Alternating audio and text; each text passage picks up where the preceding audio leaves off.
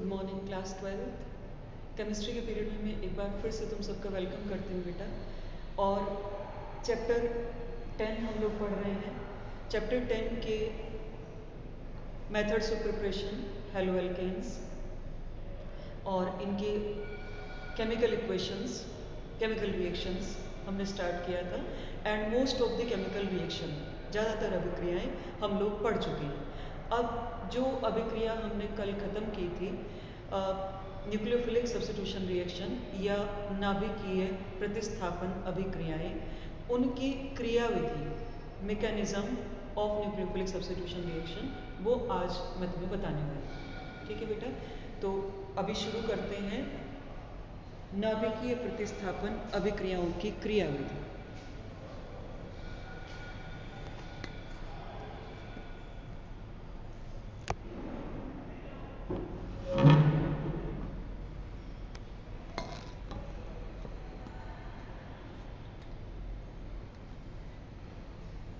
ठीक है, क्रियाविधि में बेटा हम दो भागों में इसको विभाजित करते हैं।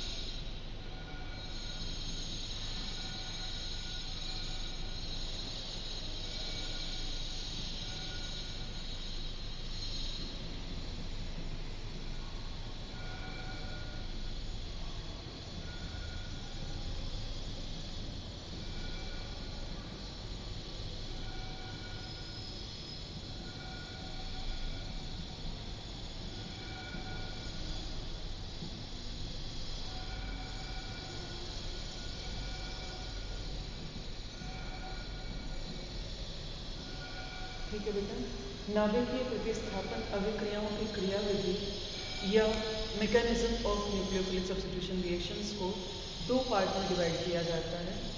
और इस दो पार्ट में फर्स्ट पार्ट है SN1,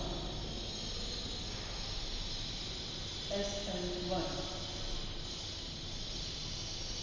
SN2, N2। ठीक है, SN1 का मतलब है mono nuclear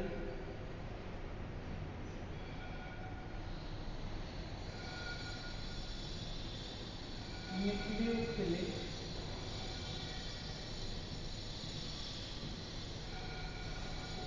substitution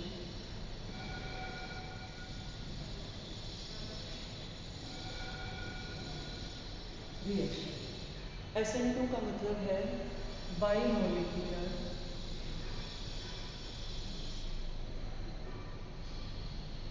nucleophilic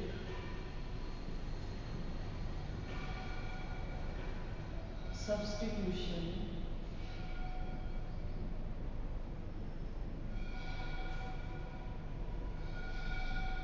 reaction. ठीक है, देखो मोनोन्यूक्लियर न्यूक्लियोफिलिक सब्स्टिट्यूशन का मतलब, मोनोन्यूक्लियर शब्द का मतलब होता है एक अणु।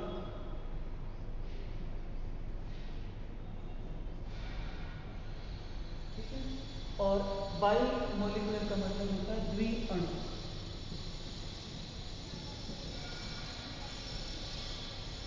बात समझ में आई बेटा?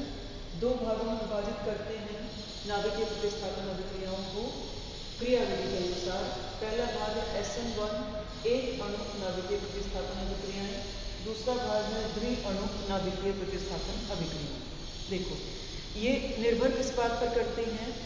अगर अभिक्रिया की गति एक ही अभिकारक की सांद्रता पर निर्भर करती है, उसको हम बोलते हैं एक अणु नाभिकीय प्रतिस्थापन अभिक्रिया। और यदि अभिकारक की गति दो अभिकारकों की सांद्रता पर निर्भर करती है, तो उसको हम बोलते हैं द्विअणु नाभिकीय प्रतिस्थापन अभिक्रिया। ठीक है, तो एक अणु नाभिकीय प्रतिस्थापन अभिक्रिया की जो दर है 3 डिग्री, 2 डिग्री, 1 डिग्री। ठीक है, इस अभिक्रिया की जो दर है 1 डिग्री, 2 डिग्री और 3 डिग्री। ठीक है, ये 1, 2 और 3, 2, 1 का मतलब क्या है? जो टर्शियरी या तृतीय एल्काइल हैलाइड है उनमें सबसे ज़्यादा तेज होगी, द्वितीयक में उससे कम होगी और प्राथमिक में सबसे कम होगी। जो प्राथमिक एल्काइल हैलाइड्स हैं या प्राइमरी एल्काइल हैलाइड्स हैं उनमें सबसे ज़्यादा तेज होगी, उसके बाद द्वितीयक में और उसके बाद तृतीयक में सबसे कम अभिक्रिया की गति होती है। तो जिसमें सबसे तेज अभिक्रिया की गति पाई जाती है मैं वही उदाहरण लेकर तुम्हें दोनों को समझा देती हूँ।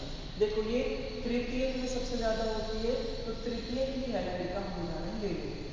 CH3, CH3, CH3, Cl।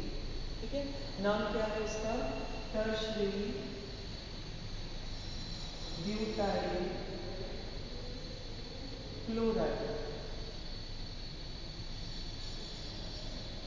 Tertiary butyl chloride अभिक्रिया शुरू होने से पहले जब तक किसी न्यूक्लियोफाइल ने या किसी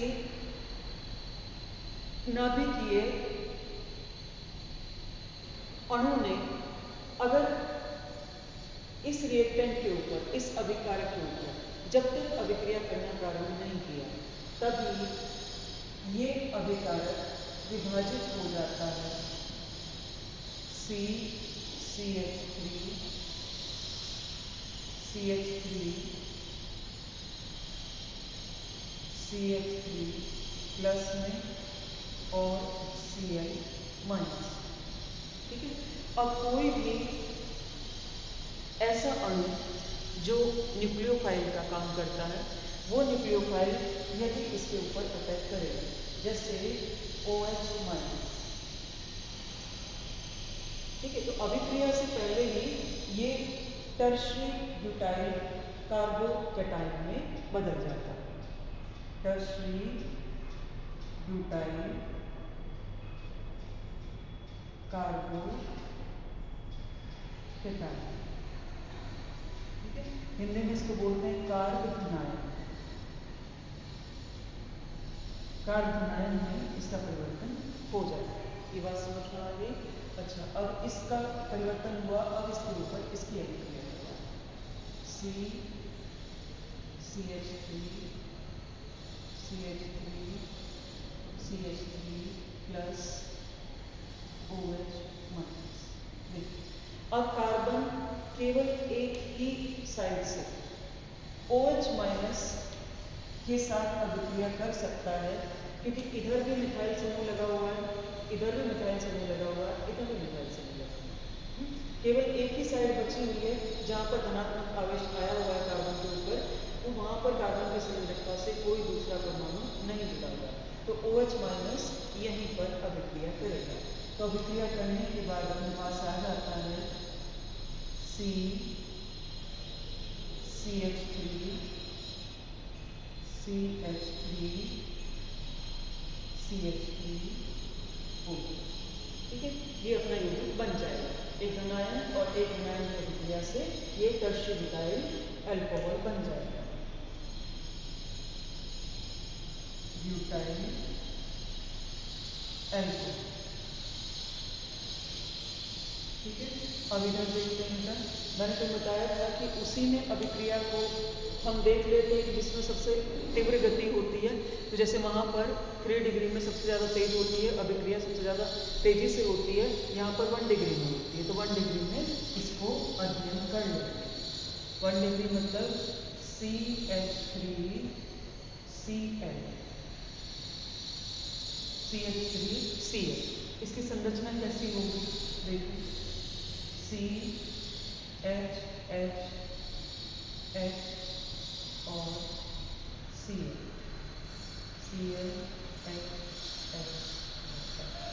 ठीक है, ये इसकी संरचना चतुष्फलक CH3Cl। जैसे मीथेन की संरचना होती है, बस मीथेन से एक हाइड्रोजन हटके यहाँ पर क्लोरीन आया हुआ है, इसलिए संरचना इसकी वही रहेगी, चतुष्फलकीय संरचना रहती है, टेट्राहेड्रल स्ट्रक्चर होता है। अब इस टेट्राहेड्रल स्ट्रक्चर में देखो जो रिएक्ट करने वाला है ये OH माइनस है। हमने यहाँ पर भी OH माइनस की अभिक्रिया करवाई थी, यहाँ भी OH माइनस करवाई।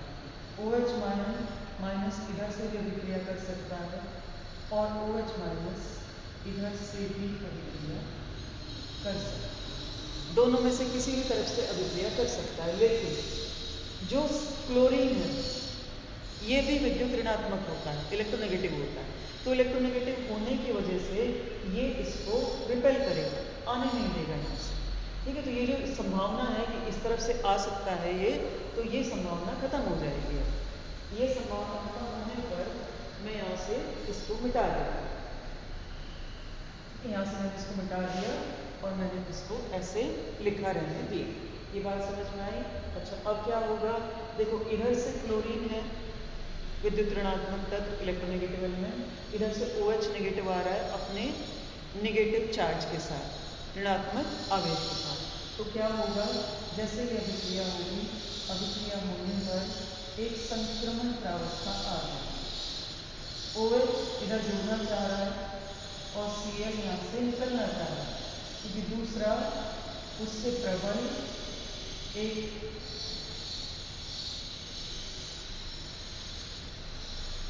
न्यूक्लियोफाइल आ चुका है, क्योंकि ये भी न्यूक्लियोफाइल है और ये भी न्यूक्लियोफाइल है। तो क्लोरीन यहाँ से क्लोरीन का बॉन्ड टूटना शुरू हो जाता है और OH के साथ बॉन्ड बनना शुरू हो जाता है। इस स्थिति को बोलते हैं संक्रमण प्रावस्था या ट्रांजिशन स्टेट।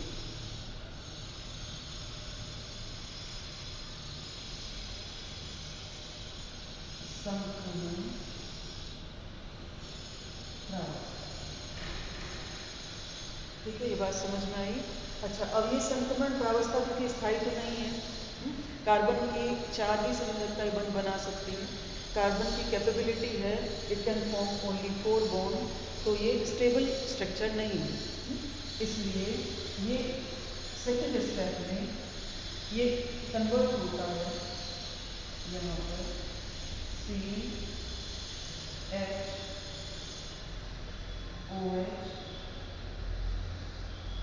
H और H, ठीक है।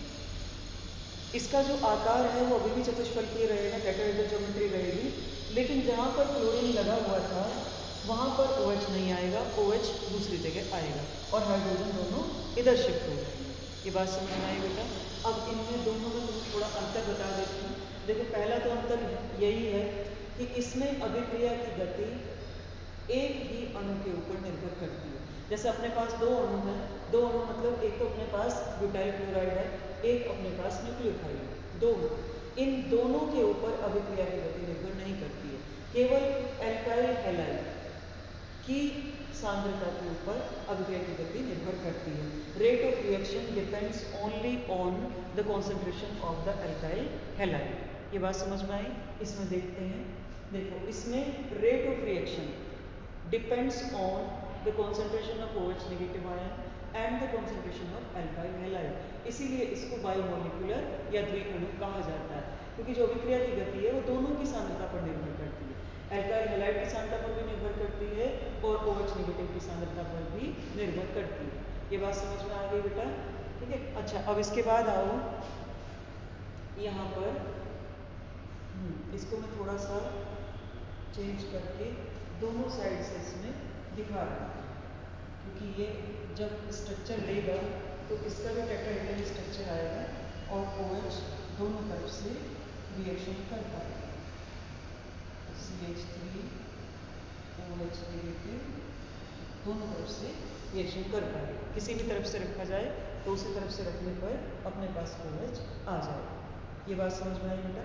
अच्छा, अब दूसरी चीज़ आओ, देखो दो पॉइंट अपने हो चुके। पहला पॉइंट क्या था कि ये टर्शरी अल्काइल हैलाइड में सबसे ज़्यादा फास्ट होती है, ये 1 डिग्री अल्काइल हैलाइड में सबसे ज़्यादा फास्ट होती है।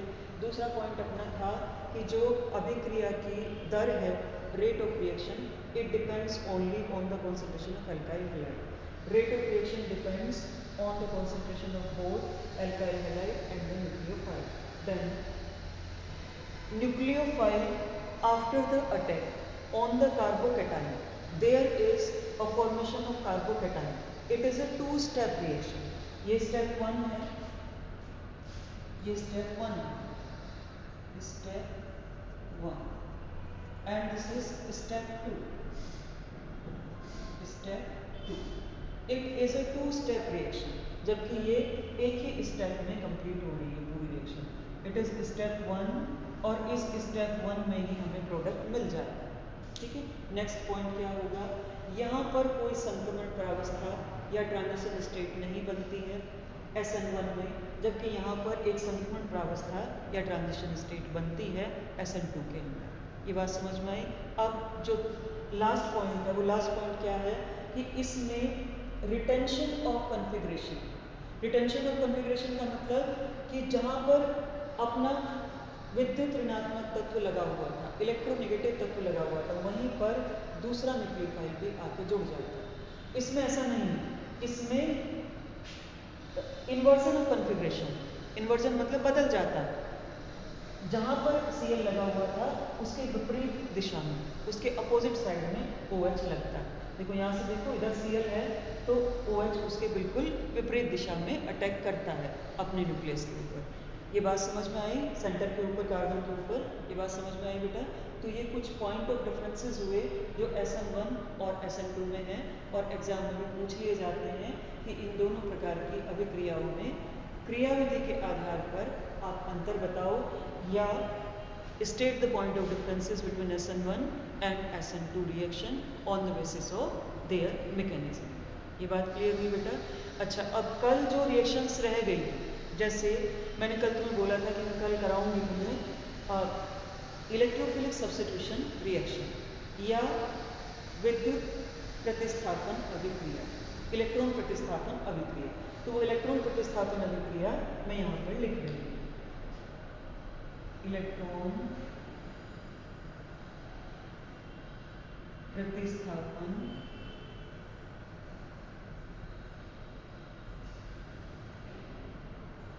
अभिक्रिया. ठीक है. हम प्रतिस्थापन अभिक्रिया पढ़ रहे थे, तीसरा हेडिंग था प्रतिस्थापन का, तो मैं इस पे भी तीसरा ही डाल देती हूँ कि उसी का भाग है. इलेक्ट्रॉन प्रतिस्थापन अभिक्रिया.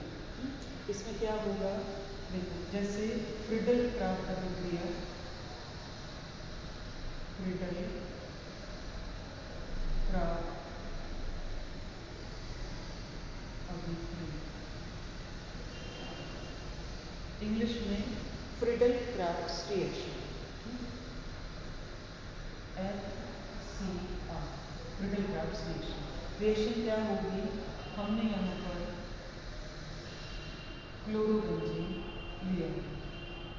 ठीक है. हमने यहाँ पर क्लोरोबेंजीन ले और इसकी अभिक्रिया हम करा रहे हैं CH3Cl के साथ AlCl3 की उपस्थिति. ठीक है.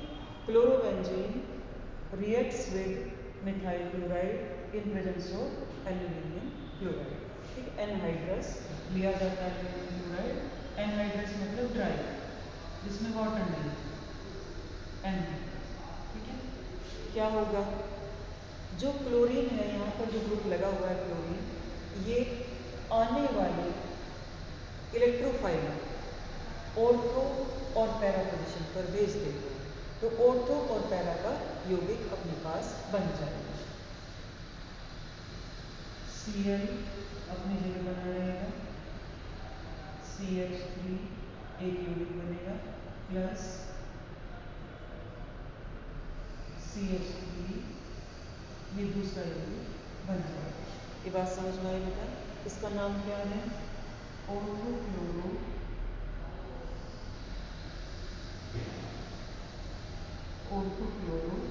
Methyl benzene.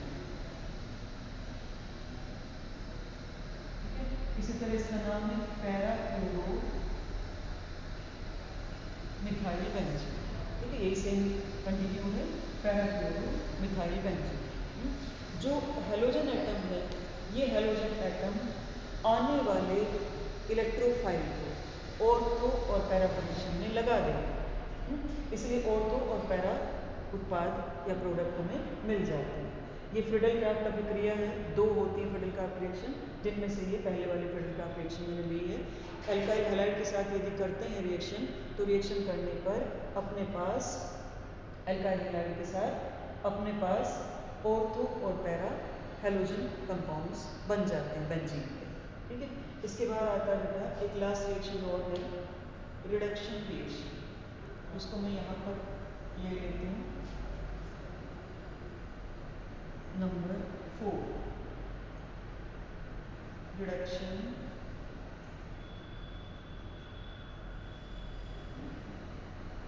रिएक्शन, हिंदी में अपचयन अभिक्रिया।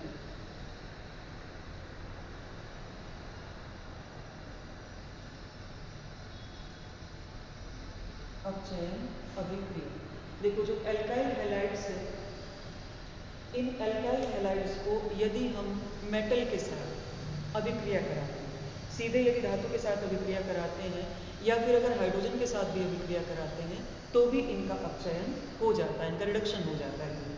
ठीक है, रिएक्शंस में अभी लिखते हैं बोर्ड पर जैसे रिडक्शन होता है।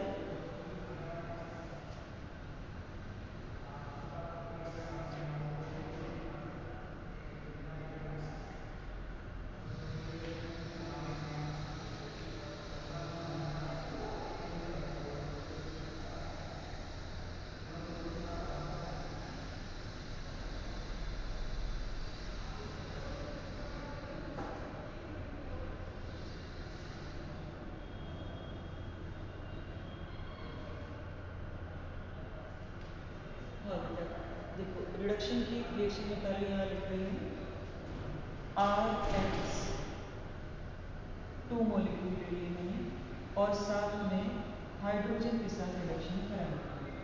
हाइड्रोजन के साथ रिडक्शन कराने से क्या होगा, हाइड्रोजन HX, एक हाइड्रोजन तो HX बना लेगा, एक हाइड्रोजन के साथ HX बन जाएगा और हमारे पास एल्केन आ जाएगा RH प्लस HX, ये एल्केन।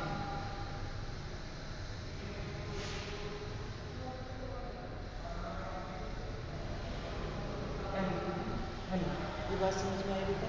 एल्किल हैलाइड की अगर हम रिडक्शन कराते हैं एल्किल हैलाइड का, तो रिडक्शन कराने पर एल्केन प्राप्त होती है और HX बन जाता है साथ।